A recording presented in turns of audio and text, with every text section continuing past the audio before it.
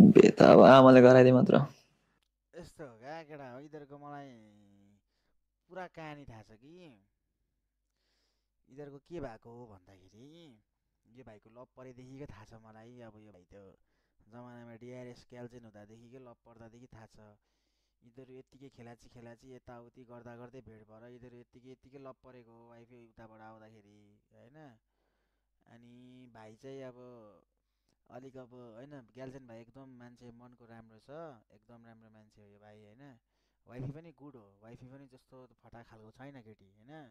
तर यिनीहरूको चाहिँ के भएको भन्दाखेरि ग्याल्जेन भाइ अलिकति अटेरी खालको साथीहरूको सङ्गतमा लाग्ने, लैलैमा लाग्ने, हिँडिदिने डुल्दिने, वास्ता नगर्ने टाइपको भयो।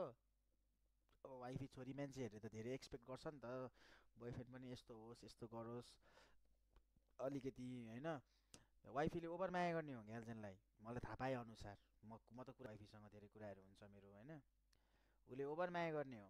तर यो रिलेसनसिप यिनीहरूको बिग्रिनुको रिजन चाहिँ ग्याल्जेन भाइ नै अलिकति अटेरी भएर अब क्लब स्लब गइदिने, 2-4 दिन फोनै अन नहुने, 2-4 दिन गायबै होइदिने, साथीहरूसँग हिँडिदिने होइन। होला ग्याल्जेनले पनि माया मनबाट एकदमै गर्छ होला, तर पनि अब त्यो कुराहरू भोग्दाखेरि त अब अलिकति गाह्रै हुन्छ नि त। अब गर्लफ्रेन्ड बाहिर छ, ऊ नेपालमा छ होइन। अब कहाँ हिँडिरहेछ, के हिँडिरहेको छ, अलिकति जिम्मेवारी भएन क्या केटाहरू। ग्याल्जेन भाइ अलिक जिम्मेवारी भएन। अब वाइफीले पनि ट्राई गरे होला, ग्याल्जेनले पनि ट्राई गरे होला, तर उनीहरूको अब कुराहरू मिलेन होइन। त्यसको कारणले गर्दाखेरि चाहिँ यिनीहरूको यस्तो भयो र आज चिया खाँदै मस्किँदै गर्दै बस्नु परेको छ होइन। यिनीहरूको मलाई सबै थाहा थियो क्या बुझेनौ। त्यही भएको मेन भनेको रिजन चाहिँ मलाई जहाँसम्म लाग्छ, भाइ अलिकति भाइले पनि ओभर माया गर्ने, बहिनीले पनि अब बहिनी नै हो वाइफी पनि होइन। अब उनीहरूले एकदम माया गर्ने हो।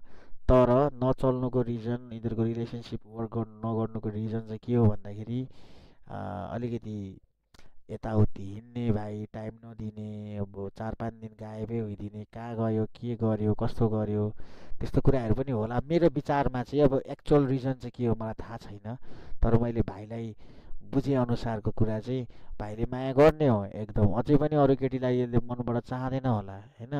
तर पनि अब के भन्न सकिन्छ र केटा हो होइन। अब राम्रोसँग कुरा गरेर दुईजनाले एकअर्कालाई माया गर्छ भने त ठिकै छ, नत्र अब अहिलेको जमानामा अब त्यस्तै त हो नि। अब रेडीमा हुन्छन्, एकजनासँग ब्रेकअप हुने बित्तिकै अर्को केटा रेडीमा बसेर पुरा गफ हान्न थाल्छ, पुरा केयर गरे जस्तै गर्छ। त्यस्तै त छ नि अहिलेको जिन्दगी। अब फेरि गाह्रो छ क्या त्यस्तो कुराहरू चाहिँ।